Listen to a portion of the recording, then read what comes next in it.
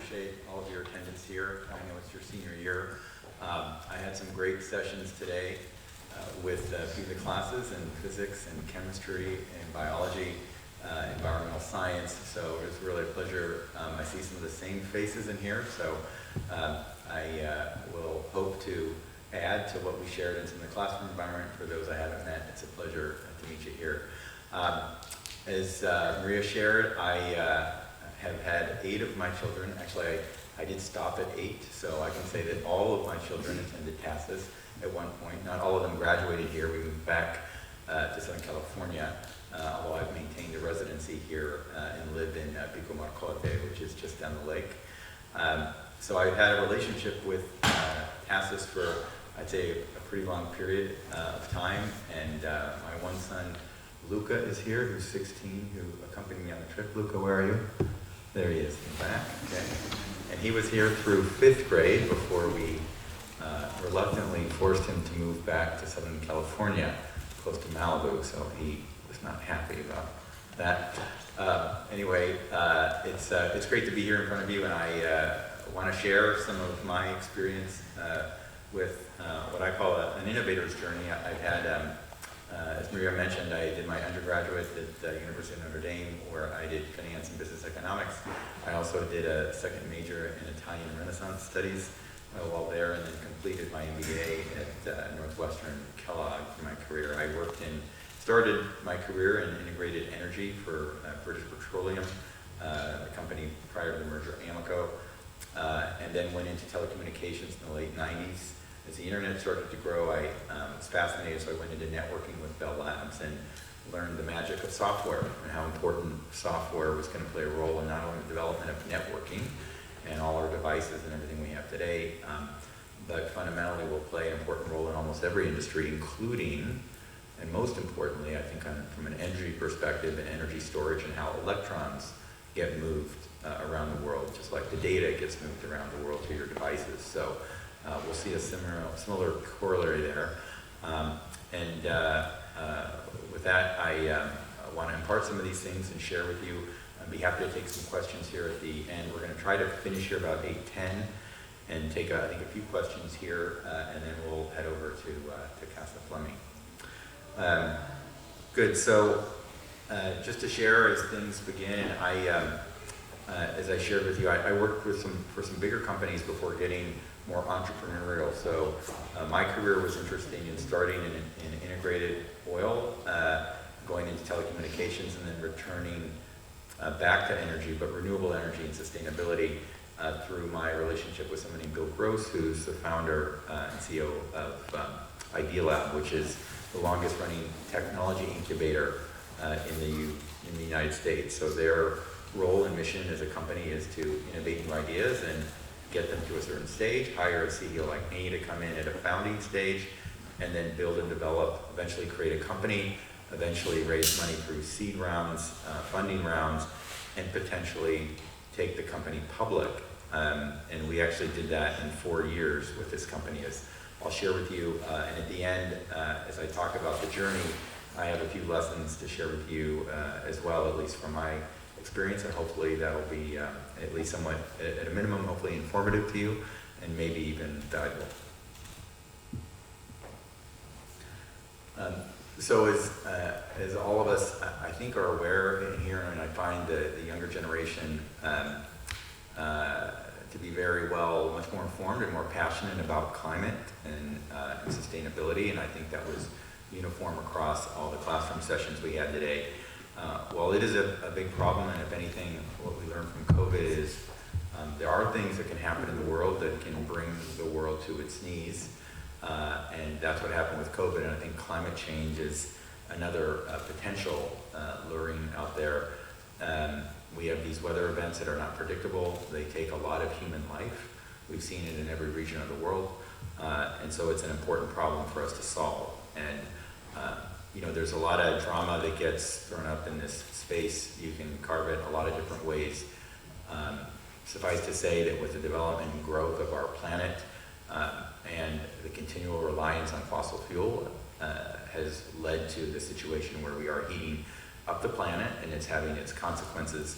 I love visuals, and I'm a visual thinker. I was blessed with a photographic memory, as my children will tell you. And this is really what the CO2 looks like if you put it in perspective of how much we're generating, that each of us is generating in a single day, and it's interesting to look at it that way. This is another way to look at it, and it's, I think, very interesting to look at it even with this frame, because it is very visual. And essentially, we do have this thin layer of the atmosphere that we are heating up, and unfortunately, all of these things that we do on this planet go somewhere, and they go to our atmosphere, and that atmosphere is there to protect the planet.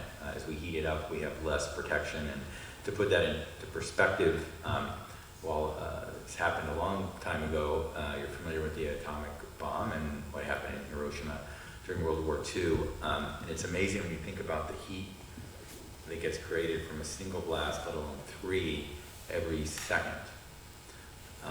So that is a fact, and you can see why we're in the position we're in now. And I think there's been a lot of momentum in the last, I'd say, 18 months in particular, in getting more investment in this space to address this problem, and something that definitely motivates me, having children, some children your age as well, and I want to make sure we have a planet around that's going to be wonderful to be in for children, grandchildren, etc. But to do that, we have to change a bit our lifestyle, and that's not easy to do. And I think I can say that here. This is not an inexpensive place to go to school, as all of you know. Most of you, I think, have very good backgrounds. I probably spent $1.5 million francs here with 8 kids. You can imagine. So, while I'm blessed to have those means, you know, there's lifestyle, and that has an impact on the planet. We have to adjust ourselves. So why renewable energy storage? Why now? Some of you who attended some of the class sessions today, that I guess were in the classes that I was attending, know a little bit about our company called Energy Vault, and it's a company that's focused on a critical part of how we get renewable energy, meaning wind and solar, more broadly deployed. If you look up here behind me, you see that a lot of the growth in renewable is ahead of us. I shared this perspective with some of you today that I think with the amount of technology and the innovation that's happening, I think we'll be able to rely on fossil fuels longer and in a more, or I should say a less intensive way from a carbon perspective, because of the way technology is going to limit you know, the CO2 emissions even under fossil fuels. So but suffice to say, I would say this is roughly right, not precisely wrong, in the sense that we're going to have a big growth here. You know, energy is the largest GDP segment of our economy. I know all of you are seniors, and so you have decisions to make of where you're going to go to school for the next phase of your life. Many of you will touch this sector because there's a lot of different pieces to this in the ecosystem and the value chain for sure. And as you get specific to renewables and the driving demand for energy storage, it's just a massive market, and the amount of investment that's going to go in here to enable those renewables to be deployed is quite significant. The other thing that's happened in this maybe is a little less known. In 2017, wind and solar became cheaper than fully amortized fossil fuel plants. And over the last few years, you can see that it's become this 2 to 3 cents. I'd say it's actually more 1 to 2 cents now. So now you have renewable generation versus existing fully amortized fossil fuel plants is much, much cheaper. And this begs the question, which is, why aren't we deploying it more quickly? And why can't we just shut off the fossil fuels? And the reason is renewable generation is great, as you see here, at the wrong time of the day, meaning the sun and solar and wind, first of all, is intermittent, meaning you can't rely 100% on it. It's not predictable. Sometimes the wind blows, sometimes it doesn't. Sometimes you have cloudy days. And it comes at the wrong time of day. Winds typically blow stronger in the evening or at night when demand is low. So you're generating electrons, but there's no demand for it. Similar with solar, it's typically overproduced during the day. And unless you have storage, those electrons just get lost to support the peaks of power consumption, for example, in the morning or in the early parts of the evening. So you really need low-cost storage, and I would say, our industry is just behind on the innovation curve here. I think there wasn't a real push to fund a lot of early innovation in storage 5-10 years ago because people didn't see that urgency of spending and the push, I think, or the government incentives, for example, to make this happen. And it is now, I think, becoming quite urgent, hence the need for this energy storage. And as we looked at it, and like any company, and some of you in here, or how many, I should say, of you like entrepreneurship or think you may want to start a company someday? How many of you? Some of you, yeah. On my journey, I worked for larger companies first, across a few different sectors, and found that I really liked building teams and leading people. I like technology, I like innovation, I like being the underdog. I liked going up against the big boys. And to do what I wanted to do, I found that I hit a certain limit within the larger companies to move at the speed or with the flexibility or with the culture, for example, that I thought should be built in a company. And so that's when I migrated from larger companies to first in private equity, running companies and then starting a few of my own. And Energy Vault is the one that I co-founded here a few years ago with a vision of being the preeminent or the most prominent energy storage company of the 21st century. So think about what Tesla's doing with electric vehicles. This is our vision of the company with a mission that we want to be clear on our focus of decarbonization. And with this mission that not only means disruptive technology, it not only means economics and differentiated solutions, but that means sustainability as well. So it's that's fundamental. For example, lithium-ion today that's in all your devices and in a lot of the electric cars and is being used for utility scale storage is not perfectly safe. You've heard of these thermal runways that can happen, the chemical fires, and also recyclability continues to be a little bit of a problem with them. So this was fundamental for us for the mission of the company, and that meant that we had to focus on certain things and not others as we developed the business. Moving from this idea, I think most of you are aware that Switzerland, I think per square meter of land, probably has more of what's called pumped hydroelectric dams or reservoirs than any country in the world because of the nature of all the mountains that exist here. And we have a technology using gravity, and since I had assumed most seniors had some physics, but essentially gravity is the basis of 90% of all energy storage today, which are these pumped hydroelectric dams or these reservoirs. The problem with them is, number one, you're limited in where you can build them. As you see, you have to have a height or a dam up the water, and you have a lower reservoir in this case, as in the picture. It's still too expensive at 17 cents. Remember the chart you saw before where wind and solar is 2 to 3 cents. So to spend 17 cents on storing electricity is a lot. It's really way too much. Also, typically when you build these pumped hydro facilities, you're putting in a lot of concrete, which is not sustainable as well. So we really wanted to solve for a lot of that. We didn't want to do chemical batteries.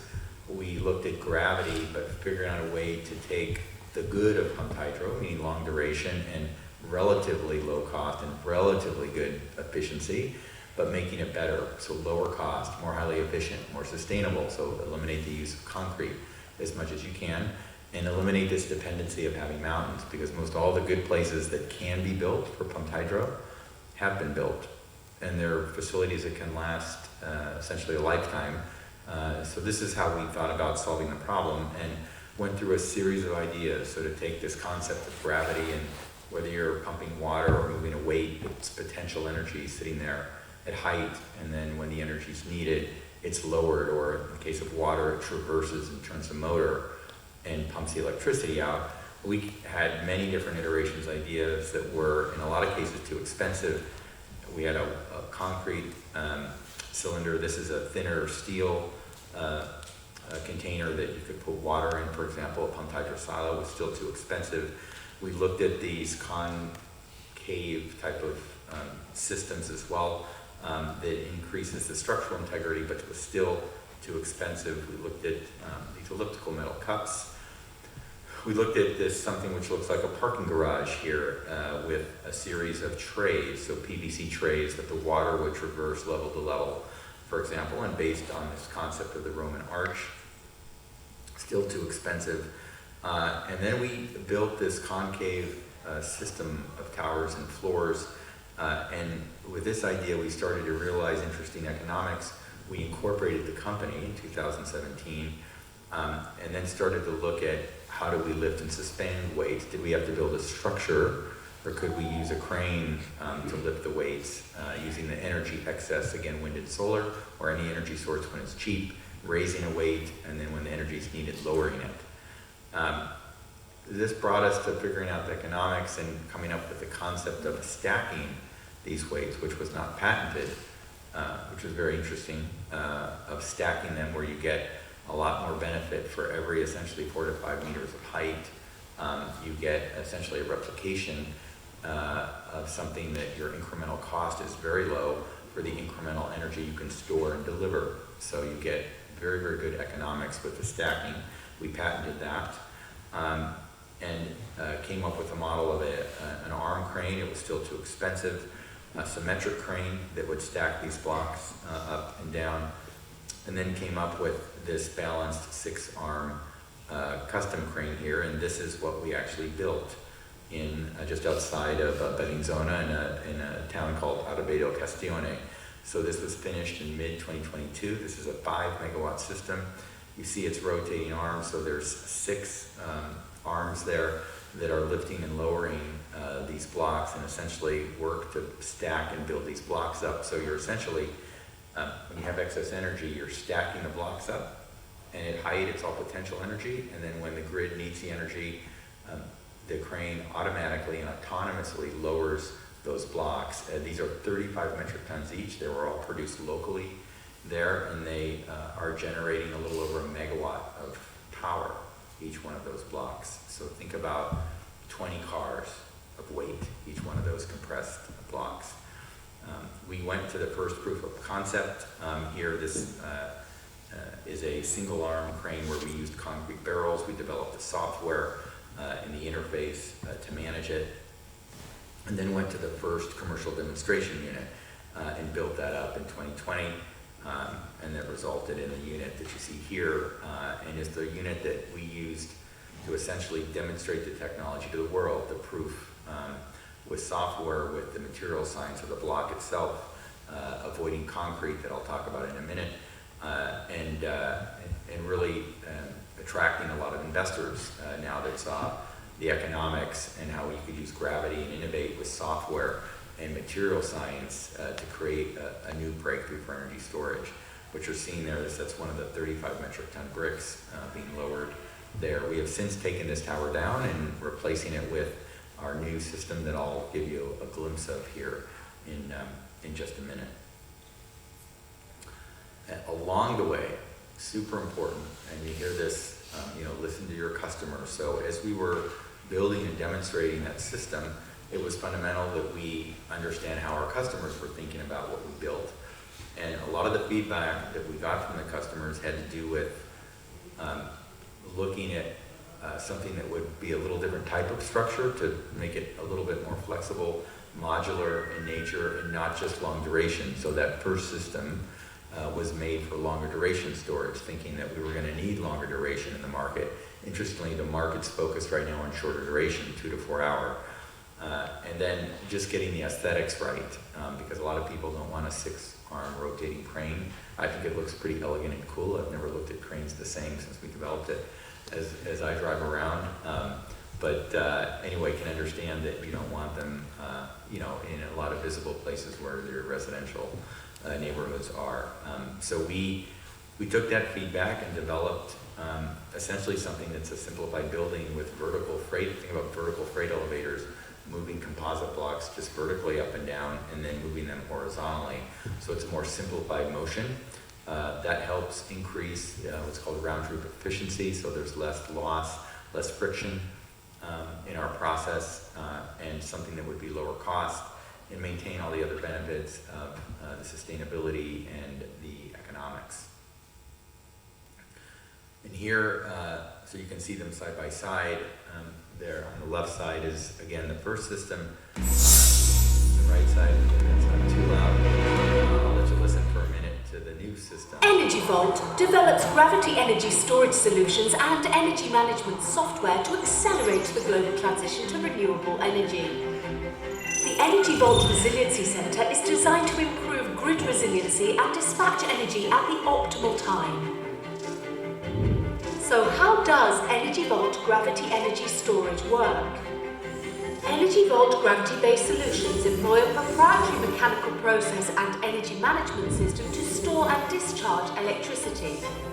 When renewable energy generation is high, EVRC uses that energy to raise 30-ton bricks to an elevated position. Potential energy is stored in the elevation gate brick. When energy is needed, EVRC releases kinetic energy back to the grid via controlled lowering of the bricks under gravitational force. EVX is the modular building brick of the EVRC system that can be built to scale in increments of 10 megawatt-hour units. To fulfill energy demand, to support grid resiliency, and to manage energy-disruptive climate events and extreme weather. The systems can be co-located with renewables and or built as standalone storage to support grid stability, designed to meet standard building codes and constructed utilising local labour and recycled materials. Energy Vault gravity-based energy storage are designed to power our lives and to enable a renewable world.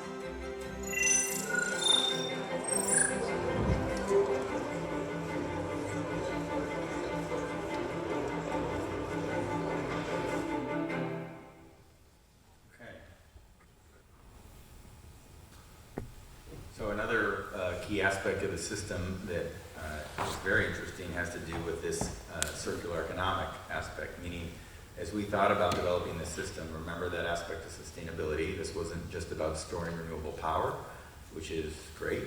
But what about the materials you're using? And how about thinking about the reuse and recyclability? So we thought about that a lot and worked with very sophisticated material science, and I was lucky enough to be in one of the chemistry classes today and share a little bit about what's behind what goes into these blocks. So if you look here, not only do we make these blocks out of soil because they're very dense and heavy, so the default solution, if there's no waste materials around, is using the soil from the excavation from building the foundation. So we can make these blocks out of soil with a technology co-developed with Cemex, which is a large Mexican materials company. Very uniquely, their head of R&D in their material science lab that reports to the CEO is located in Bienne in Switzerland. So that's sort of a coincidence, but we co-developed the ability to not only make these bricks out of soil, but to use other materials that were destined for landfills at a very high financial and environmental cost. So coal ash, for example, which is a very good reactive material for us, tailings from the mining sector. So all the big mining groups in the world are making this transition to not using diesel for their big semi-trucks, but using green hydrogen. They want to power the locomotives that take this iron ore, for example, from the mines.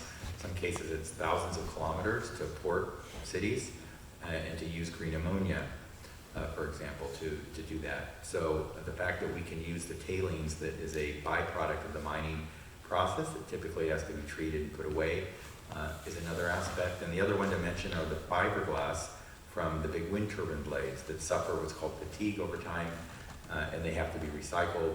They used to be burned or buried, which is not very good for the environment. It now was banned in the EU in July last year, 2021, and will probably be banned so in the US here pretty quickly, but we can use that fiberglass. It's part of the recipe of the brick anyway.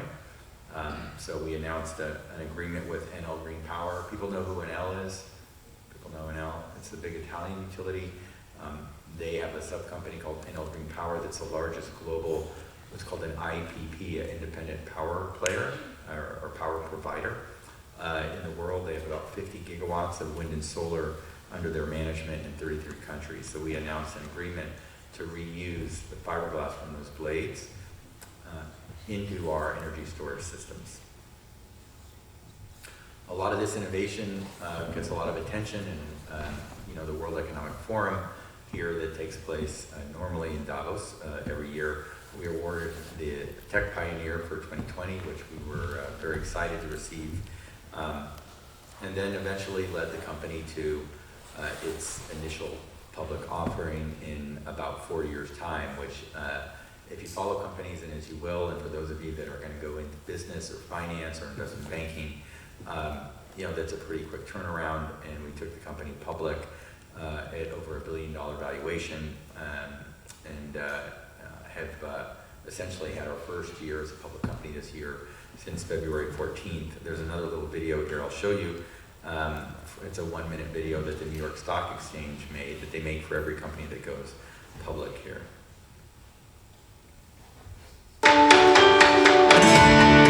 What a great day. Great to have all of you here.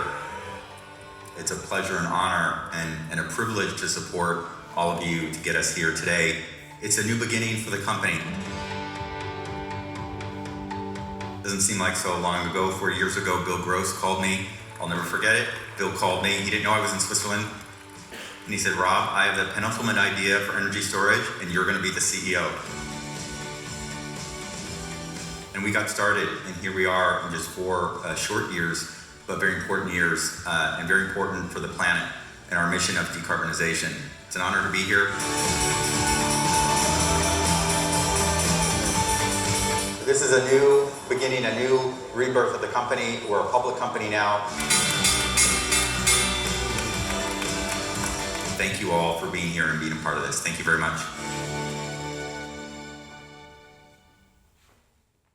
Anybody's parents do an IPO in here? Anyone? It's a very unique thing to take a company public. It's the first one I've done from soup to nuts.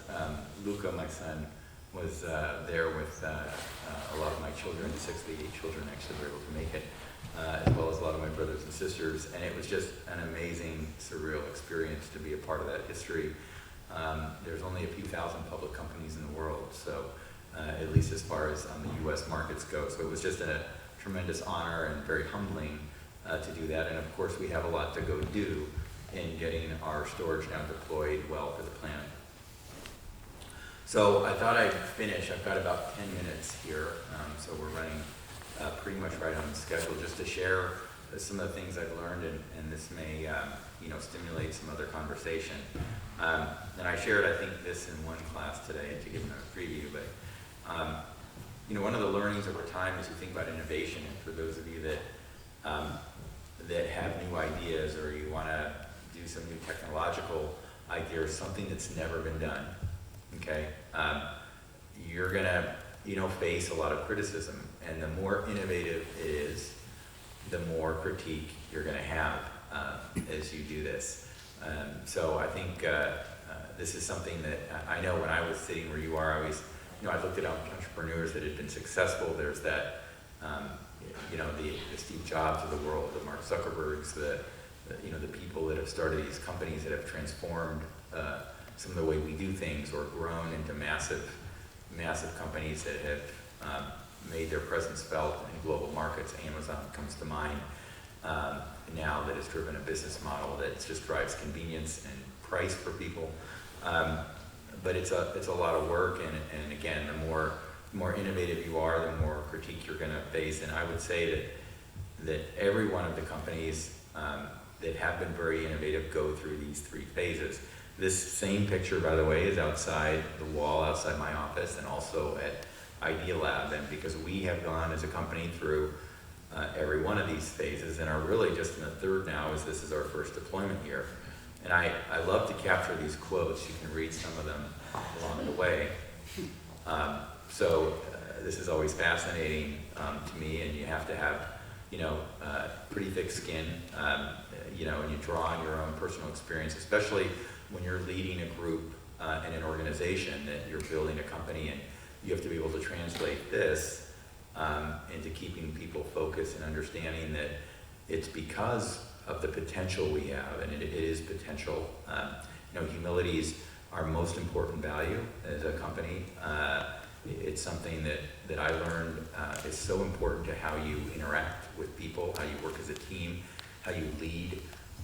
But from a pure business perspective, how you see what's around the corner, that you aren't drinking your own Kool-Aid, that you aren't obsessed with your own technology and you think you're great because you developed it.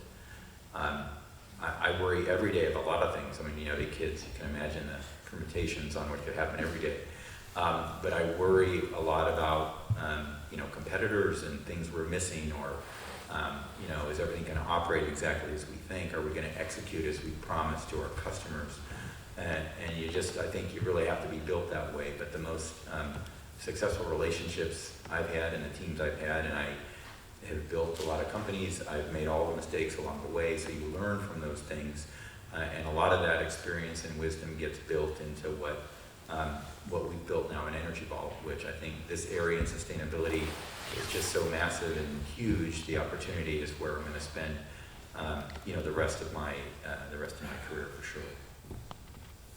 And of course, as you've just seen with all those naysayers, it was nice to take the company public, of course. So I see less and less of that these days. The second thing to say is this concept of iteration.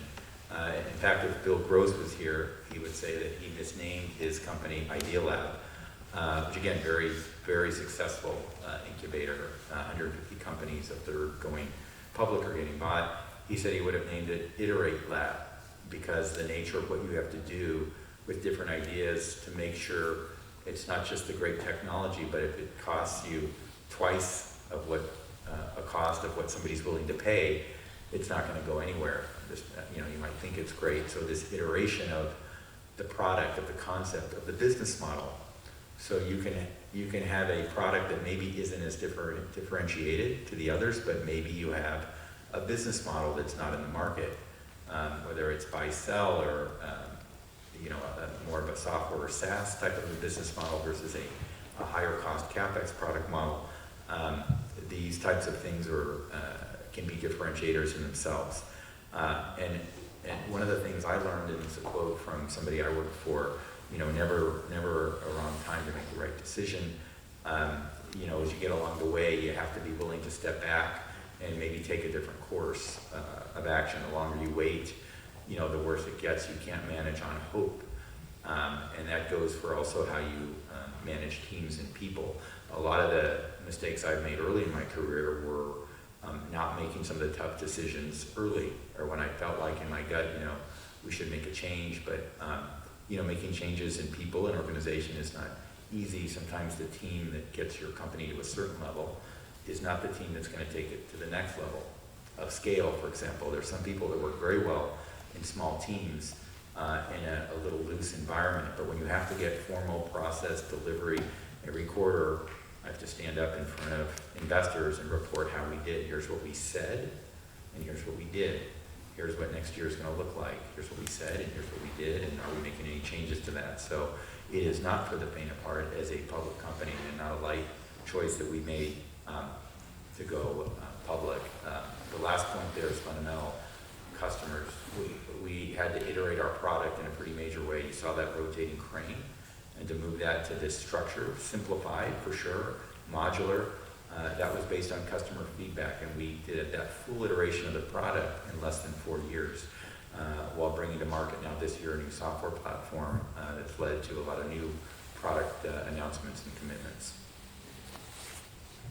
Moore's Law, people familiar with Moore's Law a little bit? I hope you've heard of it. It's computing power, and what we're doing now with software is how the world's going to work, and that's just a fact. And it just crushes everything else.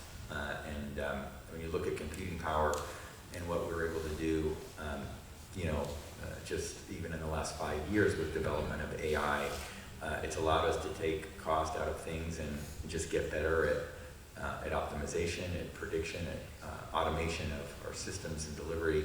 I was sharing with one of the classes today that I remember in the late 90s when, taking your modem from 14.4 kilobits per second to 28.8 was a big deal, to 56.6 to 128. These were major movements, right? Because you're doubling and tripling. You eventually get to a megabit, as we did, I think, in the early 2000s. So much different world today. And this aspect is what we've done with this technology, where we've taken a lot of proven technology. We looked at the motor industry, the likes of GE, Siemens, ABB, Nidec, that make these megawatt motors. That's what we're using. We're using, obviously, cranes, but with a modified type of structure, lifting systems. We're doing a lot of sophisticated material science to be sustainable and to reduce cost. Concrete, for example, is not only bad for the environment, but it's expensive. Steel is much more expensive than that, and we had a 3x increase in steel and pricing due to the supply chain issues this past year. And then wrapping that all with software, so to automate the whole process, fundamental for us. And that's just an example of leveraging those things. And then what I'd like to leave you with here is around this aspect as you think about not only building companies, but really you go through these cycles in your life as well, through changing to go into your freshman year at a university, for example, or any life changes that you have. It's definitely a journey, and you read those quotes, right? So you can apply different situations for sure to your life, or if you're building companies, a lot of corollaries there, but everything goes in some phases, and you're, the true measure of, how you do and of leadership, for example, is not when things are going good. As a company, we were going very strong. We were just backed by SoftBank in 2019. People know who SoftBank is, the largest fund, $100 billion fund in the world, and getting backed by them just had us on a high. We started to grow, and then this, this five-letter problem came called COVID, and all of a sudden we were wondering how we were going to have enough cash to make it for the next 12 months. We had to act. We didn't fire anybody, but we took the expense run rate way down. All the executives took 50% salary cuts. We did that well in advance to extend our runway. And as we got toward the end of 2020, things started to improve, and a lot of things changed in that dynamic, and we started to get tailwinds, and we just re-accelerated things there that took us right to the public markets and where we are today. We have publicly, we've stated as a company, we're doing 75 to 100 million of revenue this year in our first revenue year. But next year, we've also publicly said we're going to do about 600 million of revenue. So to go from 75 to 100 to 600 million, that's a pretty large ramp, especially for infrastructure. We aren't just selling disks of software. We are building large systems and integrating large battery systems with new software. So again, not for the faint of heart, but definitely the world needs it, and all the demand is there. We have much more demand than we can meet. It's a good problem to have, and I think a lot of what we built in our team through difficult times, through COVID, not knowing if we were going to make it, you sort of get and build the resolve of the team, and the fact that leadership takes actions to retain everyone in the company, and take actions that people understood to reduce our costs, but do it in a way that always thought about our people first. And when you have a team like that goes through a tough time, and you're really tight and bonded with them, you can really do anything. And it's just amazing what we've done. In the period of time we've done it with such a small team of people, we had at the end of 2020 38 people, and we now have 148 people. So we've done a ramp just through 2021 and half of 2022 of almost 3 times the company, and still growing strong to meet the demand. So anyway, all just in the interest of time, I'm going to stop there, and hopefully that's